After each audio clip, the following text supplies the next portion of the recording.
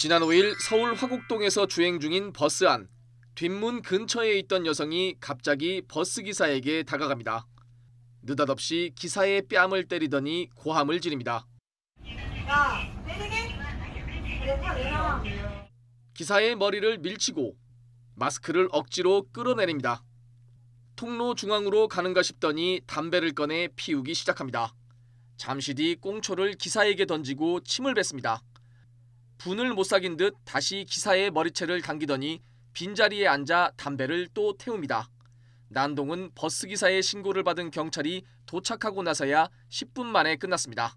제 앞에서 막 라이터도 집어 던지고 막 이래가지고 바로 앞에서 되게 무서웠었어요. 그 버스 안에 당시에 A가 있었는데 저희가 이제 무서워서 뒤로 자리를 다 피했거든요. 이틀이 지나 YTN 취재진을 만난 버스기사는 뇌진탕 증세를 호소했습니다. 어떤 승객이든 돌변할지 모른다는 공포감에 연차를 냈다고 말했습니다. 당연히 두통은 계속 지금 있는 상태고 속도 조금씩 메스껍고 집에 있는 가족들 생각만 거의 했어요. 네, 거의 그러면서 참았습니다. 경찰은 20대 여성 승객 A씨를 폭행 혐의로 입건했습니다. A씨는 버스 카드를 단말기에 찍었는데도 안 내려줘 그랬다고 진술한 것으로 전해졌습니다. 경찰 관계자는 구속영장을 신청할 만한 사안은 아니라고 말했습니다. 지난주 개학 첫날 초등학교 1학년 학생이 아무 연락 없이 결석했다는 신고가 경찰에 접수됐습니다.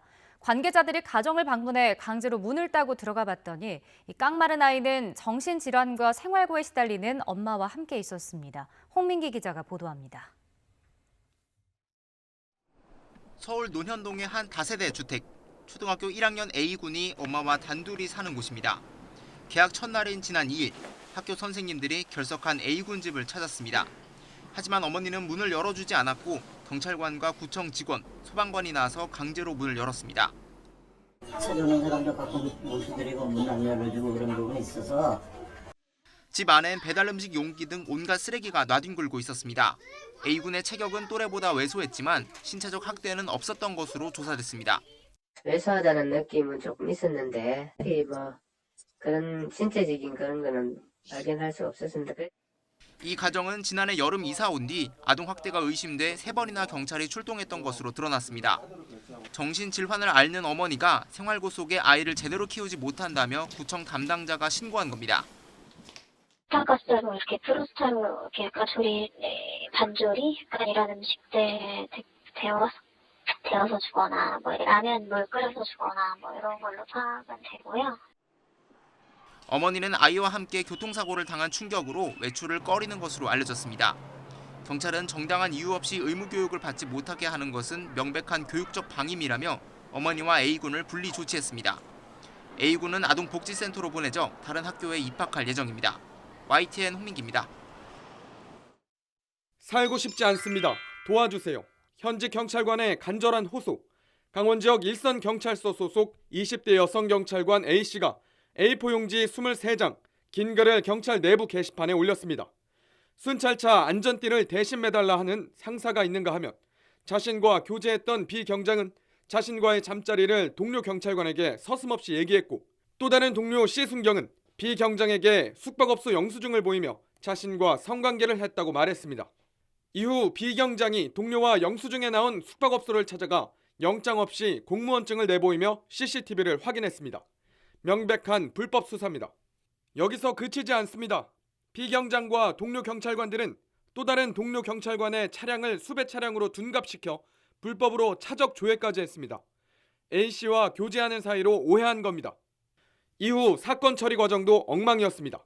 사건이 불거지자 상급 기관인 강원경찰청 소속 한 직원이 해당 경찰서를 방문해 성비위 조사를 벌였는데 이 역시 정식 감사 절차를 무시하고 지시 없이 진행한 조사인 것으로 드러나 해당 경찰서 직장협의회가 감찰 고발까지 했습니다. 가장 큰 피해자인 A씨는 오히려 무고한 경찰관들을 신고한 직원이라는 주의 험담에 고통받고 있습니다. 사건 이후 현직 경찰관 4명이 줄줄이 입건돼 검찰로 넘어간 상황. 경찰서 내에서 벌어진 성비위 사건, 그리고 이어진 현직 경찰관들의 불법 수사와 직권 남용. 경찰에 대한 국민 신뢰가 바닥으로 떨어지고 있습니다. YTN 홍성욱입니다.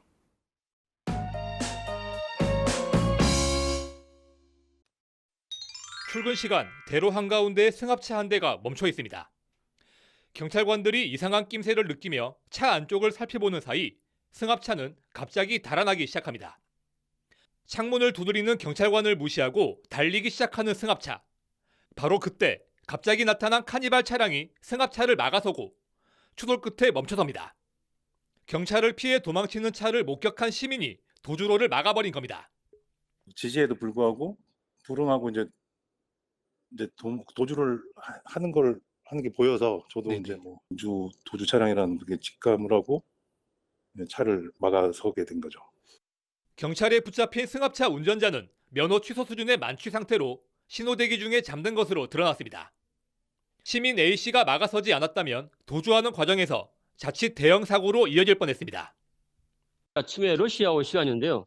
네. 그 차가 교차를 지나갔습니다. 아마 그 대하는 차가 받치거나 그 사고가 크게 났었죠. 네. 음주 차량을 막느라 차는 파손됐지만 더 큰 사고를 막아 다행이라고 A씨는 말합니다.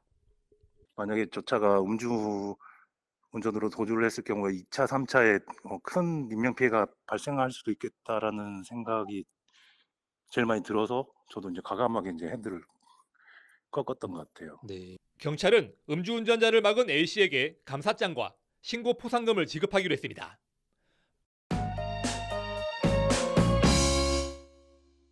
이렇게 미얀마의 군부의 유혈 진압이 이어지고 있는 가운데 우리 정부가 대응 조치를 발표했습니다. 미얀마의 군용물자 수출을 금지하고 국방, 치안, 신교 협력도 중단하기로 했는데요. 외국의 인권 상황을 이유로 조치에 나선 건 이번이 처음입니다. 김도원 기자입니다. 미얀마에서는 군부의 잔혹한 진압에 시민들이 희생되고 있다는 소식이 날마다 들려오고 있습니다. 국제사회의 규탄이 이어지고 있는 가운데 우리 정부가 대응 조치를 발표했습니다.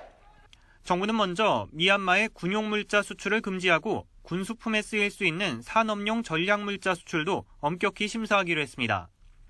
현지에서는 한국산 최루탄이 시위 진압에 쓰이고 있다는 주장이 나오는데 정부는 2015년 이후 최루탄 미얀마 수출 사례는 없다고 설명했습니다.